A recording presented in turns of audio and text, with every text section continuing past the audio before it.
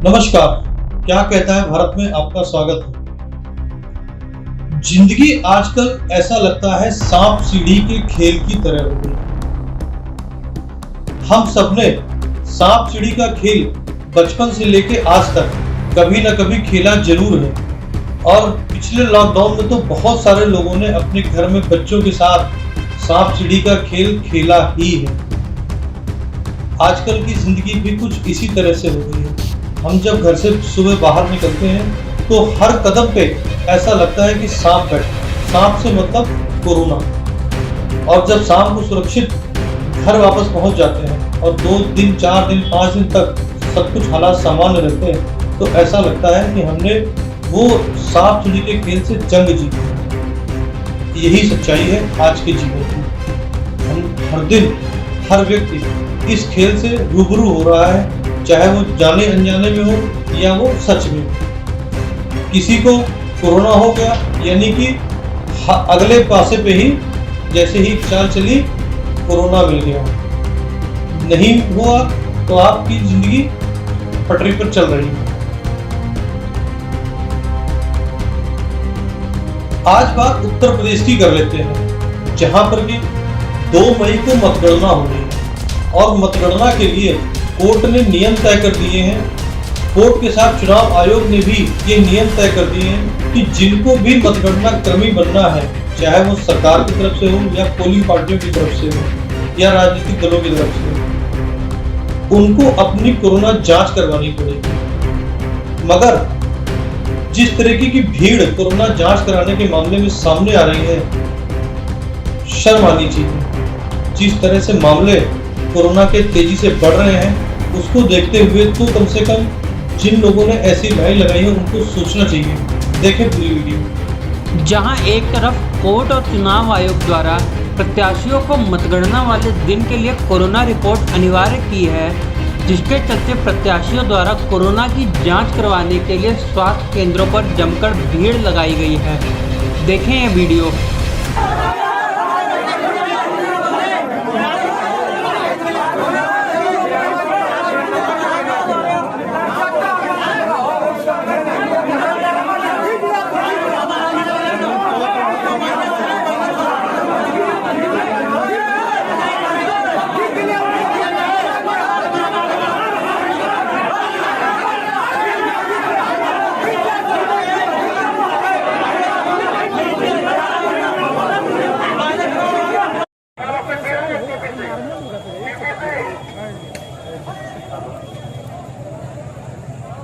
Phone करने पे तब जाकर आप लोग आ रहे हैं। अच्छा, फोन किया जा रहा था तब आप लोग यहाँ पे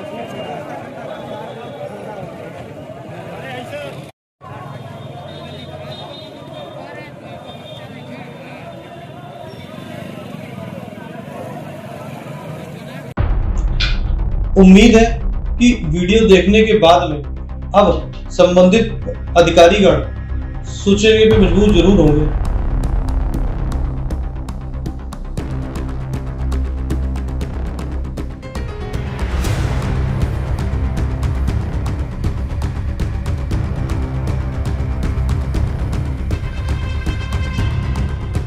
उत्तर प्रदेश में इंसानियत शर्मसार हो रही है और लगातार हो रही है। हालिया मामला जौनपुर का है, जहां पर एक व्यक्ति की पत्नी की मौत हो गई। अस्पताल से एम्बुलेंस आई और घर पर लाश को छोड़ के चली गई, मगर गांव वालों ने अंतिम संस्कार नहीं करने दिया। अंत में पुलिस आई और पुलिस ने कफन के पैसे खरीद करके दिए, फिर पुलिस के सामने अंतिम संस्कार हुआ। सुनिए इस मामले में क्या कहना है अधिकारियों का। कोरोना का कहर लोगों पर इस कदर हावी है कि वे अपने रिश्ते नाते और इंसानियत तक भूलते जा रहे हैं। मामला उत्तर प्रदेश के जौनपुर से सामने आया, जहां एक बुजुर्ग महिला की मौत के बाद कोरोना के डर से गांव वालों ने मुंह मोड़ लिया। ऐसे में बेबस पति बिना कफन के ही शव को साइकिल पर रखकर गांव के बाहर नदी के किनारे अंतिम संस्कार के लिए पहुंच गया। लोगों को इस पर भी आपत्ति थी तो वे मौके पर पहुंच गए और अंतिम संस्कार नहीं होने दिया। इस बारे में सूचना मिलने पर पुलिस मौके पर पहुंची और शव को वापस घर लाया गया। इसके बाद कफन मंगवाकर पूरे रीति रिवाज के साथ वाहन से शव को शमशान भिजवाकर अंतिम संस्कार कराया गया। दरअसल एक व्यक्ति जो अपनी पत्नी की लाश जो है साइकिल से ले जा रहा था, क्या है पूरा मामला? कल एक अंबरपुर गांव में तिलकधारी सिंह के पत्नी की जिला अस्पताल में मृत्यु हो गई थी। अस्पताल से एम्बुलेंस डेड बॉडी को गांव पर छोड़ गई थी। गांव के लोगों ने वहां पर दाह संस्कार करने का विरोध किया। इस पर वो व्यक्ति गाँव वालों का साथ न देने पर साइकिल से ही शव को लेकर नदी किनारे की तरफ जाने लगा। पुलिस को सूचना हुई। कोतवाल मरियाहू मौके पर जाकर उसके लिए कफन की व्यवस्था करवाए, गाड़ी की व्यवस्था करवाए और उसको रामघाट अंतिम संस्कार के लिए भेजवाया। पुलिस का ये बहुत ही मानवीय और अच्छा काम है। यूपी का ही एक और मामला आपको दिखाते हैं। डॉक्टर आजकल भगवान की तरह पूजे जाते हैं, मगर आगरा में हुआ कुछ उल्टा। एक मरीज के परिजन अस्पताल पे ही हमला कर बैठे और यहाँ तक कि उन्होंने एक नर्स को पीट दिया। देखिए पूरा मामला। सोशल मीडिया पर उत्तर प्रदेश के आगरा के लोटस अस्पताल का एक वीडियो जमकर वायरल हो रहा है, जिसमें कुछ लोग हॉस्पिटल में तोड़फोड़ करते नजर आ रहे हैं, साथ ही साथ स्टाफ नर्स को भी पीट रहे हैं। दरअसल एक मरीज अस्पताल में भर्ती था, उसकी मौत की अफवाह फैलने से उसके परिजनों द्वारा अस्पताल में तोड़फोड़ की गई और स्टाफ नर्स को भी पीट दिया गया। सुनिए इस मामले में एसपी सिटी आगरा का क्या कहना है। थाना क्षेत्र हरिपर्वत में एक लोटस हॉस्पिटल है, जिसमें एक इरफान नाम का व्यक्ति एडमिट है, जिसको सेप्टिसीमिया हुआ है। किसी ने अफवाह उड़ाई थी कि उसकी मृत्यु हो चुकी है। उसी अफवाह पे कुछ लोगों ने बदमाशी करते हुए वहाँ के स्टाफ के साथ मारपीटाई न किया है। एक व्यक्ति को रॉड से भी न मारा है। स्टाफ मतलब नर्सेज और उनके साथ न मारपीटाई हुई है। इसी संबंध में थाना क्षेत्र हरिपर्वत में 147, 307 और अन्य धाराओं में मुकदमा पंजीकृत है। इसमें गिरफ्तारी का प्रयास किया जा रहा है और जल्दी जो है इसमें जो भी व्यक्ति वांछित है उसकी गिरफ्तारी हो जाए।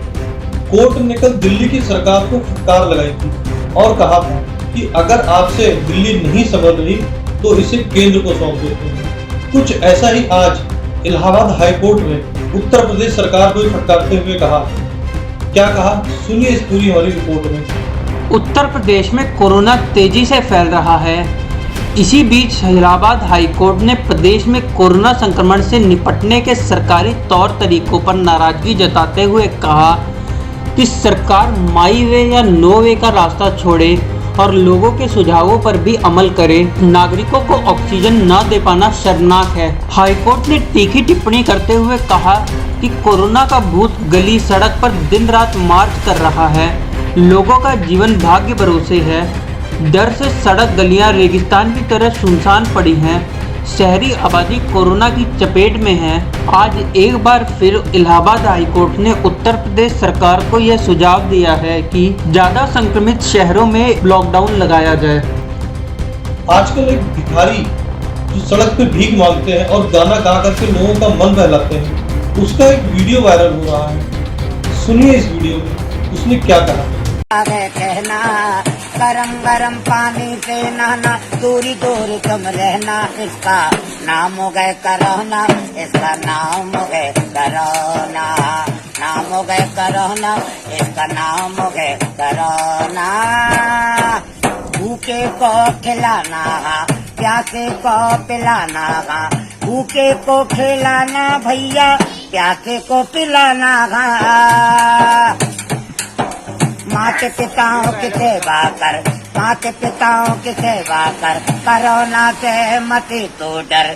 माता पिताओं की सेवा करियो, कोरोना से न तो डरियो।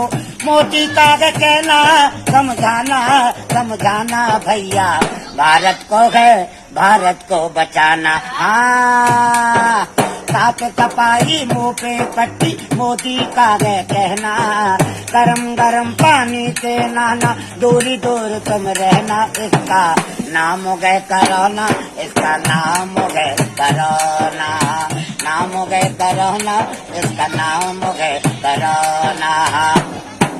रूखी सूखी खा लेना, ठंडा पानी पी लेना, रूखी सूखी खाना भैया, ठंडा पानी पी लेना।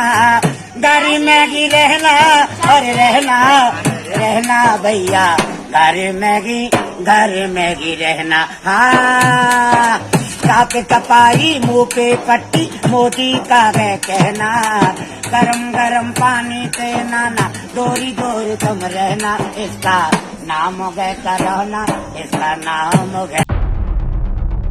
बात आज सांप सीढ़ी से शुरू हुई थी और खत्म लूडो पे जाकर होगी। लूडो के खेल का एक सबसे बड़ा सिद्धांत है कि जो गोटी घर में रहेगी वो सुरक्षित रहेगी, यानी कि यदि आप घर में रहेंगे तो सुरक्षित रहेंगे। जैसे हमने शुरुआत में कहा था, जिंदगी सांप सीढ़ी और लूडो का खेल है। सांप सीढ़ी में हर खाने पे सांप बैठा हो सकता है, हर खाने पे सीढ़ी भी मिल सकती है। हमें नहीं पता, जब हम पासा चलते हैं तो ये नहीं पता होता कि पासे में नंबर आएंगे तो क्या वो सांप के खाने पे जाएंगे या वो सीढ़ी के खाने पे जाएंगे। उसी तरह से लूडो के खाने का भी, खेल का भी एक नियम है कि जो गोटी घर में रहेगी वो सुरक्षित रहेगी। हमारा आपको समझाने का सिर्फ यही कहना है कि घर में रहें, सुरक्षित रहें। और यदि घर से बाहर निकले, यानी कि लूडो के खेल की ही बात हम करते हैं, घर से बाहर निकलते हैं तो कभी कभी लूडो के खेल में डबल गीटी का भी गेम होता है। डबल गीटी मतलब कि अगर आप लाल और हरी गीट के साथ खेल रहे हैं तो और गीटी एक साथ चल रहे हैं, 2 गीटी एक साथ आपकी है तो भी सुरक्षित मानी जाती है। उसी तरह से आजकल सरकार ने भी कहना शुरू कर दिया है कि 2 मास्क लगाएंगे तो सुरक्षित रहेंगे। 2 मास्क लगाएं, सुरक्षित घर वापस जाएंगे। हमारे लिए आपसे अपील है कि आजकल जब भी घर से बाहर निकले, ऐसा माना जा रहा है कि अब कोरोना की जो ड्रॉपलेट्स हैं वो हवा में आ गए हैं। जब भी घर से बाहर निकले 2 मास्क लगाकर निकले। और मास्क लगाने का मतलब ये नहीं है, मास्क को प्रॉपर तरीके से लगाएं, यानी कि मास्क से आपकी नाक ढकी होनी चाहिए, ना कि चालान से बचने के लिए मास्क को लगाएं। HBC 18 को देखने के लिए आपका बहुत बहुत धन्यवाद। चैनल को सब्सक्राइब करना बिल्कुल नहीं।